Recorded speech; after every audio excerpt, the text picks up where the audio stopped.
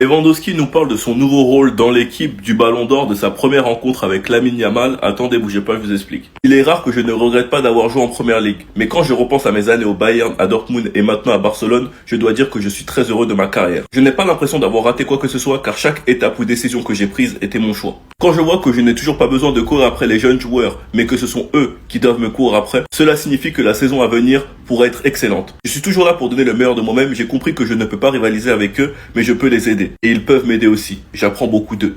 Bon, maintenant, ce qui m'intrigue, les gars, c'est que pour la dernière saison de Robert Lewandowski, quel rôle il va avoir, sachant qu'il y a Ferran Torres et Rashford.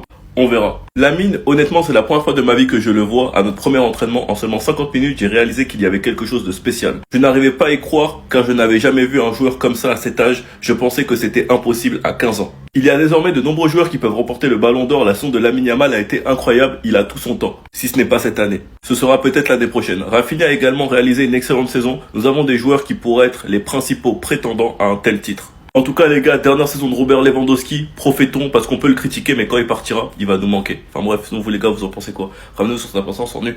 Si même à l'entraînement, ça commence à chambrer avec Gavi qui se moque des perdants, ils vont commencer à jouer des matchs d'entraînement encore plus sérieusement pour pas faire partie de l'équipe perdante. Et Lamine Yamal, les gars, c'est un gamin. Il vient sous le poste et il dit quand tu gagnes, j'aurai une barbe en identifiant Pedri. La différence de but n'est plus là depuis longtemps. Arrêtez de tromper les gens. Allez. Après, Eric a dit dites la vérité de comment vous avez gagné. Donc maintenant, ce qu'on attend, c'est le prochain entraînement avec la prochaine équipe gagnante. En tout cas, les gars, le groupe il vit hyper bien. Il y a juste un petit truc qui me tracasse personnellement, c'est les enregistrements. J'espère vraiment qu'on n'aura pas de problème cet été. Ce qui est sûr, c'est que les joueurs finiront par être enregistrés. Dans les délais, ça je ne sais pas. J'ai peur qu'avec Rashford, ça nous fasse comme Koundé, comme Olmo, enfin bref. Olmo qu'on a aperçu dans l'équipe gagnante est donc de retour. Il s'est entraîné aujourd'hui. Et franchement les gars, on va pas se mentir, c'est une bonne nouvelle. Sachant qu'il y a une concurrence très intéressante à suivre entre lui et Fermin Lopez. Beaucoup enterrent Dani Olmo les gars, mais je vous le dis, si Dani Olmo a du rythme et au niveau, il est très très fort, faut pas le négliger. Quant à Casado, il a été rapporté qu'il fera tout pour être utile et se démarquer au Barça. Et que pour l'instant, il a la tête qu'au Barça, qu'il ne veut pas partir. D'ailleurs, Koundé, les gars, je sais pas il a quoi depuis, mais il fait que bouder. Je sais pas si c'est parce qu'il est pas dans le trop au Ballon d'Or, je sais pas si c'est parce que Flick il l'a embrouillé, ou s'il sera pas titulaire au prochain match, mais affaire à suivre.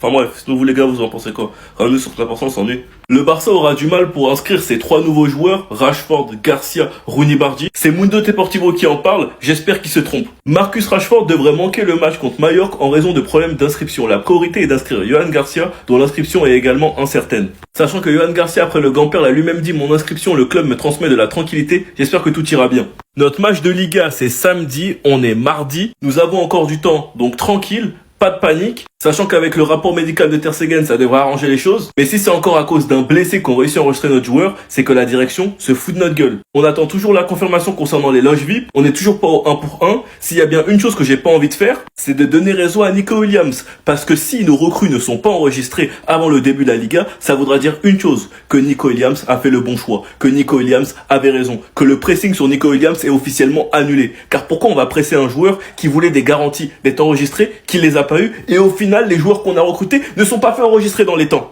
Le pressing sera annulé. Donc j'espère vraiment que tout est faux, que Laporta sait ce qu'il fait, parce qu'on passera encore une fois pour des clowns et j'ai pas trop envie. Enfin bref, sinon vous les gars, vous en pensez quoi? Ramenez sur 5%, on s'ennuie. Le Barça devrait jouer son match de Liga contre Villarreal aux États-Unis. Va comprendre pourquoi, enfin bref. La RFEF a approuvé le match entre Barcelone et Villarreal prévu pour la 17e journée de Liga qui se jouera aux États-Unis. Le dossier sera désormais transmis à l'UEFA et à la FIFA.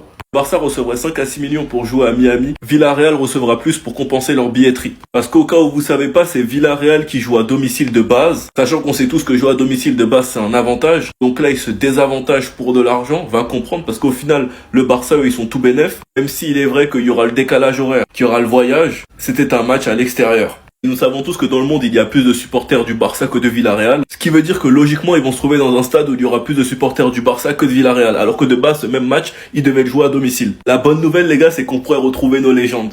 Jordi Alba, Suarez, Messi, Busquets. Et on va pas se mentir, les gars, que ce serait incroyable. En tout cas, j'espère qu'ils vont pas nous mettre le match à une heure bizarre. Mais vu la hype et la cote que le Barça a pris, ça m'étonnerait pas qu'on retrouve plein de stars durant ce match. Des rappeurs, acteurs, enfin bref. J'espère qu'à cette période-là, on n'aura pas un calendrier trop chargé.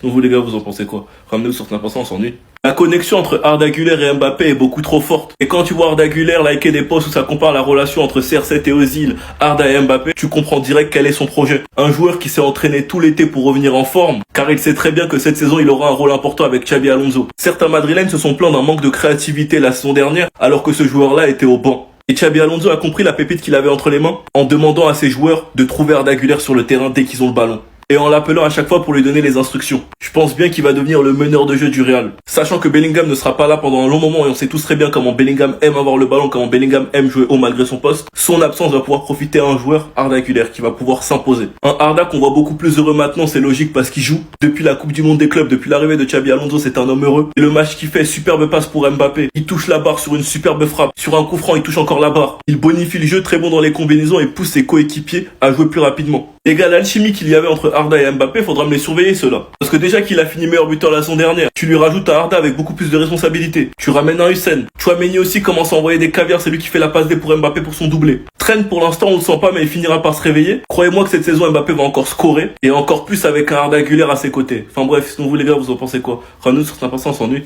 La Liga n'a même pas commencé et Madrid pleure déjà et refuse que le 17e match du Barça soit délocalisé. Après la chaîne télé du Real qui parle du fait que le Barça ait plus de temps pour se préparer. La terrible nouvelle aujourd'hui que la RFEF communique que les désignations arbitrales seront désormais annoncées un jour avant chaque match, contre 48 heures auparavant. Cette mesure vise à éviter les potentielles pressions des clubs envers les arbitres. On sait tous ils parlent de qui. Car il n'y a qu'un club qui a une chaîne télé qui s'amuse à mettre la pression sur l'arbitre, jusqu'à l'harceler et le faire pleurer. Enfin bref. Maintenant, le Real Madrid n'est pas du tout d'accord pour que ce match se joue à l'étranger, le match Barça-Villarreal. Et personnellement, les gars, je taquine, mais sur ce point-là, je comprends tout à fait le Real, parce que de base, le Barça devait jouer un match à l'extérieur contre Villarreal, finalement, ils vont jouer aux États-Unis, sachant que c'est censé être un gros match de Liga, donc au final, celui qui est avantagé, c'est le Barça. Même si le but de ce match est de faire connaître le championnat à de nouvelles horizons, ça ne change pas le fait que c'est moins équitable pour les autres équipes, et notamment pour nos rivaux. Donc je comprends tout à fait leur rejet. Reste à voir comment ça se passera. Que Barcelone a accepté, Villarreal a accepté, la Liga et Tebas ont accepté. La Fédération espagnole de football a accepté. Le Real Madrid a refusé et il manque la FIFA et l'UEFA. Et c'est à ce niveau-là que le Real veut faire barrage. Enfin bref, on verra comment ça va se passer au final. Sinon vous les gars, vous en pensez quoi? Comme nous sur Saint-Vincent, on s'ennuie.